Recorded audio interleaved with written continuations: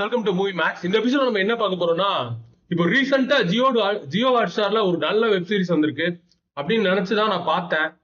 Alien earth அப்படின்ற ஒரு science fiction action கலந்த ஒரு வெப் சீரிஸ். ஸோ அதுல ஃபர்ஸ்ட் சீசன்ல 2 எபிசோட்ஸ் ரிலீஸ் பண்ணிருக்காங்க. ஸோ ரெண்டையுமே பார்த்துட்டேன். ஸோ அதோட ரிவ்யூவை மைல்டு ஸ்பாயிலர்ஸோட பார்த்துடலாம். இது ஸ்பாயிலர்ஸ் ஒண்ணுமே இல்லை, அவனுங்களே ஸ்பாயிலர்ஸ் பண்ணிட்டானுங்க. ஏலியன் எர்த்துக்கு வருது, அவ்வளவுதான். அதான் ஸ்டோரியே. ஸோ அதை மைல்ட் ஸ்பாயில்ஸோட பார்த்துடலாம். So welcome to movie max. வந்துட்டு சைபர் நாட்டிக்கலி என்ஹான்ஸ்டு ஹியூமன்ஸ், அதுக்கு பேர் வந்துட்டு சைபார்க்ஸ். அடுத்து வந்துட்டு ஆர்டிஃபிஷியல் இன்டெலிஜென்ட் பீயிங்ஸ், அதுக்கு பேர் வந்துட்டு சின்ஸ்.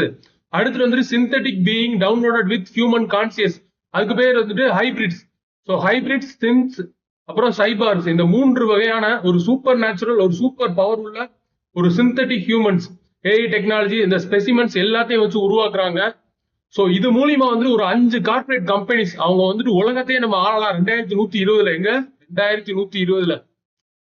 ஏன்னா அப்பதானே சயின்ஸ் ஃபிக்ஷன் படங்கள்லாம் எதுக்கு வந்துட்டு ஃபியூச்சர்ல எடுக்கிறானுங்கன்னா, எந்த விதமான லாஜிக்கும் எவனுமே சொல்லக்கூடாதா, ஃபியூச்சர்ல எடுத்து விடு கதையை ஃபுல்லா, எவன் கேட்க போறான். ஸோ அப்படி வெளிவந்திருக்க ஒரு டிவி சீரிஸ் தான் ஜியோ ஹாட்ஸ்டார்ல வந்திருக்கு. ஸோ அதுல வரக்கூடிய அந்த பிளாட் இப்படிதான் ஆரம்பிக்குது. ஸோ இதுல வந்து ஒரு 5 மெயின் கம்பெனிஸ் தாங்க, 5 கம்பெனிஸ், கார்பரேட் கம்பெனிஸ் இந்த மாதிரியான அந்த சூப்பர் பவர்ஃபுல் ஹியூமன்ஸ் உருவாக்க ட்ரை பண்றாங்க. ஸோ நம்ம வந்து உலகத்தையே ஆளலாம் அப்படின்ற ஒரு ஆசையில, பேராசையில, ஸோ அந்த வேதாந்த் இட்டோனி கார்பரேஷன் அவங்களோட பிரம்மாஸ்திரமான அந்த யுஎஸ்சிஎஸ்எஸ் மேக்னட் அப்படின்ற அந்த ஸ்பேஸ் ஷிப்ல ஒரு 14 க்ரூ மெம்பர்ஸ் ஃபார் ஃப்ரம் எர்த்ல இருந்து கிட்டத்தட்ட ஒரு 805 மில்லியன் மைல்ஸ், 80 கோடி மைல்ஸ் தாண்டி அப்பால போயிட்டு இருக்கானுங்க. பறந்து வான ஸ்பேஸ்ல போயிட்டு இருக்கையில என்னன்னா, கிரையோ ஸ்லீப்ல இருந்து எந்திரிக்கிறானுங்க. எல்லாரும் எந்திரிச்சு கேட்கிறானுங்க கேப்டன்ட்ட, இன்னும் நம்ம பெர்த்ல உள்ள ஆர்பிட்டுக்கு அவங்க போய் சேரணும், பெர்த்ல உள்ள ஆர்பிட்டுக்கு. ஸோ அங்க போகணும்னா எவ்வளவு நாள் ஆகும், என்னால கிரையோ ஸ்லீப் பண்ண முடியல, பாடியோட மெட்டாபாலிசம் கம்மியாகி டெம்பரேச்சர் அங்க போறோமோ இல்லையோ பரலோகத்துக்கு போயிருவோம், சீக்கிரம் சொல்லி தொல்லடா அப்படின்னு கேட்கறானுங்க. அந்த இன்னும் ஒரு 4 மாசம் மட்டும் பொறுமையா இருங்க, போயிடலாம் அப்படின்றான்.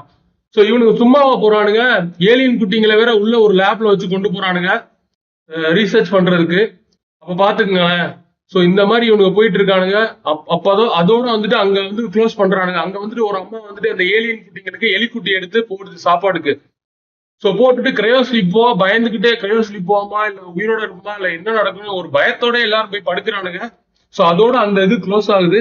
ஸோ இங்க வந்துட்டு நம்ம 2வது பாய் ஜீனியஸ்னு ஒருத்தர் இருக்கான். அவன் தான் மிகப்பெரிய அறிவாளியான். அவனுக்கு எப்படி அறிவாளின்னு சொல்றேன்னா, அவன் மொழி பாத்தீங்கன்னு வச்சுக்கோங்க, இப்படி வெளியில வந்துடுது. மூளையில அவ்வளவு அறிவு இருக்கிறனால ப்ரெஷர் ஆகி மொழி வெளியில விழுந்துரும் போல.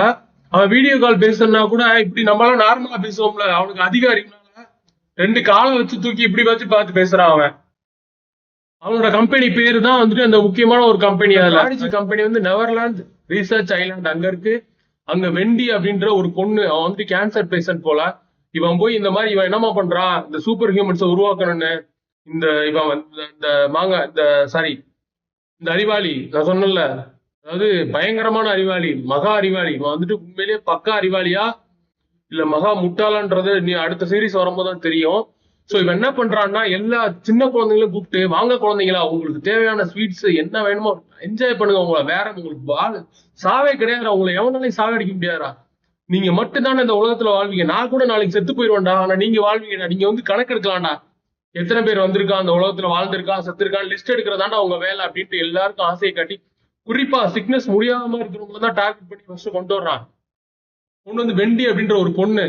அந்த பொண்ணை வந்து ஃபர்ஸ்ட் சீன்லயே வந்துட்டு அப்படி சூப்பர் ஹியூமன்ஸா மாத்துறான். எப்படி தெரியுமா மாத்துறானுங்க, அதுக்கு டெக்னாலஜி பாத்தீங்கன்னா, ஒரு கண்ணாடி டேபிள், கீழே 4 டியூப் லைட், அதுக்குள்ள ஒரு டியூப், அந்த டியூப்புக்குள்ள வந்துட்டு குளுக்கோஸ் வாட்டர் மாதிரி ஒன்று ஃப்ளோ ஆகுது. ஸோ உடனே இவங்க வந்துட்டு நம்ம பிசினஸ்ல எல்லாம் ஒரு டெக்னிக் யூஸ் பண்ணல, துண்டை போட்டு இப்படி.